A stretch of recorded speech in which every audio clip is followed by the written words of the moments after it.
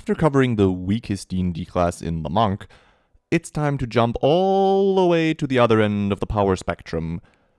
Sup, Punions, Chris Punking here, and welcome to DnDesign, the show where I look at D&D class design and roast it, or praise it, based on my own biased opinions.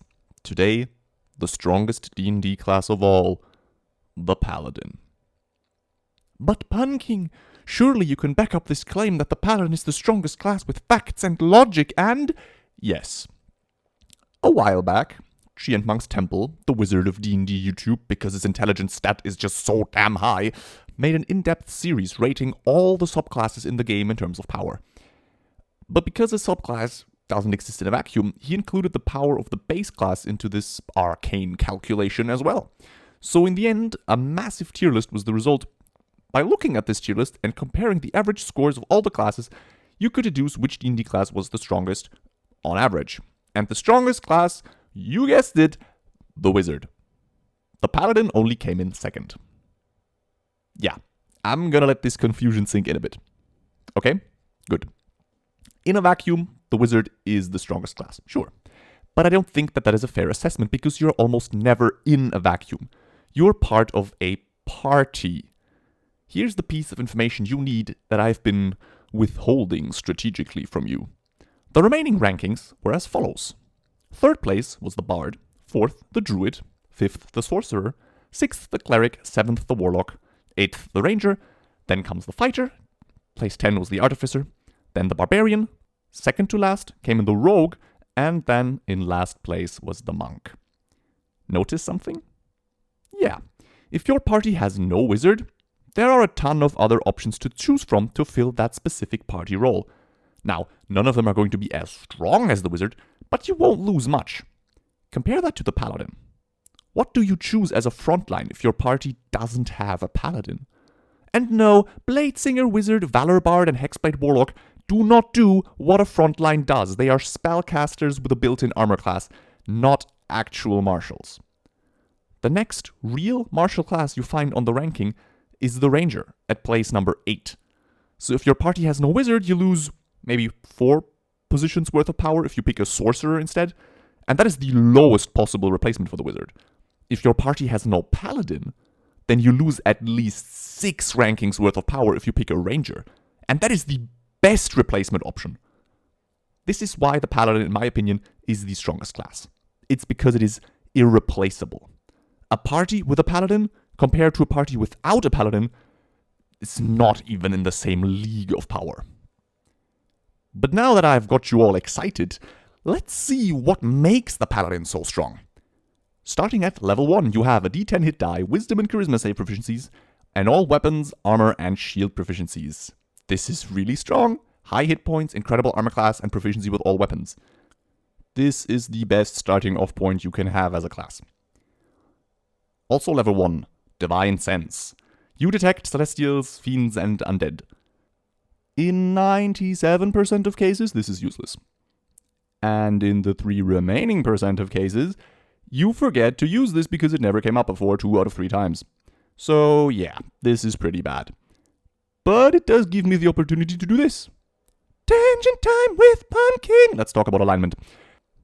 Alignment was pretty big for paladins, who were all lawful good, but 5e removed that condition, and I'm very happy about it. I don't like alignment for infinite reasons. Humans do not come in 9 flavors. People are complicated. And this feature is a remnant of what paladins used to be, and their obsession with the 3x3 grid. Instead of detecting a creature's alignment, it lets you sense whether they are a fiend or undead, aka mostly evil, or a celestial, aka mostly good.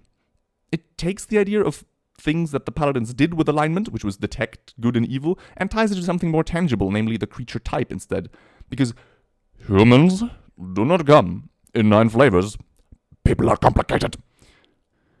When a DM I play with wants to use alignment, I always write chaotic evil. And when they're like, no, you're not chaotic evil, you're like a cinema roll, I'm like, well, as an adventurer, I choose to leave orderly society behind to go on adventures, making me chaotic. And my profession is literally to kill stuff, making me evil as well. Sorry about that. Somehow Palpatine returned. I don't actually do that because that would be disruptive and antagonistic for no reason. But I fantasize about doing it every time someone brings up alignment. Thank you for letting me vent. Tangent. Also at level 1, Lay on Hands. You get 5 hit points per level that you can pump into people as healing by touching them as an action. I would like to compare this to the fighter ability, Second Wind, which is also a first level ability that heals. The main ways in which these two differ is that the Paladin one can be used on others, but requires an action, whereas the fighter one requires a bonus action and can only be used on the fighter himself. The Paladin one also heals a bit less, but at second level already, the fighter feature falls behind because it doesn't really scale that well, and it will never catch up again. Although I guess you get it back on a short rest, whatever. Point being, both features have pros and cons. I personally like Second Wind better because it doesn't compete for your action. I always talk about wanting to do more cool stuff and not having to choose between two features that both need an action. That will always be less fun than doing two cool things. Yes, making choices is cool as well, but I prefer doing cool stuff over having choices. Now, if I could do both, I want to do both because in that case, I'm doing more cool stuff, namely doing cool stuff and making choices, not just one of the two. But yeah, this feature isn't bad. I just prefer the fighter one. So at first level, the Paladin is not very fun. I mean, they're strong, don't get me wrong, but I think the fighter is just cooler here, which is saying quite a lot because I think fighters at level 1 are also really boring. But we're getting into the good stuff right about now. Level 2 for Paladins is insane. It's like the level 3 for Bards all over again. Fighting style. You get it one level later than the fighter, but now that you have it, you will do great things with it. This is good. Spellcasting. You are a half-caster. You get spells, and your spells are decent. With them being the same as the cleric spell list, you are fairly limited though. Especially because they took most of the damaging cleric spells away from you, like Guiding Bolt, Spiritual Weapon, and Spirit Guardians. This does mean you unfortunately have no way to deal damage with your spell slots. Oh well, spells are always nice, and for the Paladin, that's no exception. Also at second level, still, you get another feature, Divine Smite. I love this feature. I mean, everyone loves this feature. It's incredibly powerful. It feels awesome to use. It doesn't take your action or anything, meaning you get to do more cool stuff. And it feels so thematic for the Paladin. Charging up your weapon with radiant energy for massive bursts of damage is the anime swordsman thing that I needed on my D&D character. It is sadly a bit overtuned. A smiting paladin with 2 attacks will blow monsters to pieces, especially if you run shorter adventuring days and resources matter less. The ability of paladins to just use up all their spell slots and go Nova is unmatched, and sadly outshines many other classes. This is not a bad thing for this feature, just a reminder that I want to see buffs for the remaining martial characters. Please. Level 3 subclass. You get a Channel Divinity option that you can use once between short rests to do a thing determined by your subclass. This is cute. Means you get something back on a short rest now. But other than that, the fact that this is only once per short rest means it will hardly change the power and the feel of your paladin. Paladins are weirdly enough the opposite of clerics in regards to how they handle subclasses. The cleric gets like a million features that are based on their subclass and impact the way they play and feel. Paladins, on the other hand, get one thing that they get to use once per short rest, and then have to wait until level 7 to get another feature where their subclass kinda starts to matter. But this also means you can't really go wrong with Paladin subclasses. Your power lies in the base class, and you can choose anything you want based on flavor instead of power, and you still have a beast of a character at your hands. Level 5. Oh yeah, extra attack. I don't like it, but you do want it. Whoop-de-doo, every martial character feels the same. Level 6, Aura of Protection. You and all your allies within 10 feet of you gain a bonus to their saving throws equal to your Charisma modifier. This is one of the strongest features in the game. It is so good, it's insane. It messes up the bounded accuracy that D&D is so proud of by letting people have a bonus to saves that the game just assumes they normally don't have. This is what makes Paladins so strong. Like, if there's a DC 15 save, that's kind of scary.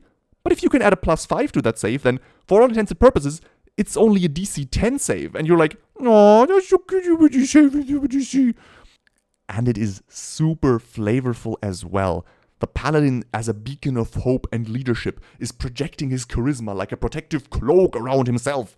Man, this is good. And it's not limited at all, like no limited uses, no time duration, no action required to activate it. This thing is always there, it's insane. This feature makes Charisma Paladins not just viable, it makes them probably better than Strength Paladins, because it will save your entire party's ass. Level 7, more subclass stuff. I really don't want to talk about Paladin subclasses, they kind of bore me. Level 10, Aura of Courage. Everyone in your aura is immune to fear now, including you. Okay, what the heck, this is insane. This is so strong once again, this class just doesn't miss with features. And also, quick reminder, your Lay on Hands feature by this point, that I criticized before, at this level it heals 50 hit points with a single action. That is almost as much as the 6th level spell Heal.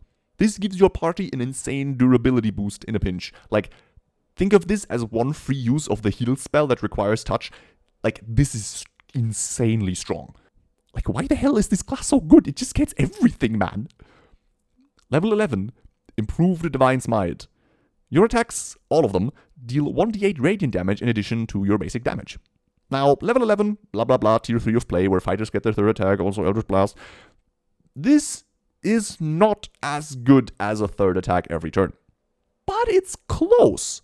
It's way better than what any other martial class gets moving into the 3rd tier of play, especially if you get bonus action attacks or haste attacks or opportunity attacks. This d8 can empower quite a number of hits. It is strong, I have no complaints.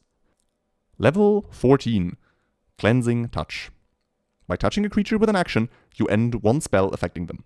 Finally, a bad feature. Okay, not bad. Dispel Magic with a touch for essentially free is not bad. But Dispel Magic is not a great spell, and requiring touch makes it even more limited. But your DM will forget that you have this, and you will break one of their prop points with this at some point, because you don't even need to roll to end the spell. I cannot go to the evil wizard's tower myself. He placed a spell on me, so he always knows where I am. Okay, I have good news and I have bad news. The bad news is you're gonna have to fight an evil wizard. Level 15. More subclass stuff. Doesn't matter. The base class is insane already. No need to talk about the subclasses. Level 18. Your aura extends to 30 feet instead of 10 feet. This, like, the amount of additional space you cover with your aura now is absolutely nuts. All of your friends don't need to huddle close to you anymore, but they can spread out and still gain all the insane benefits your aura grants them. Level 20. The Capstone. You enter God mode, with benefits that are tied to your subclass. The Paladin is the only class whose capstone is tied to their subclass. A break in a pattern, which makes the Paladin special. This means that your subclass, that has not been all that interesting up until now, finally feels important and special to you. I really like this. Most of these are weird in terms of power, but just the fact that they are part of your subclass makes them somehow more fun.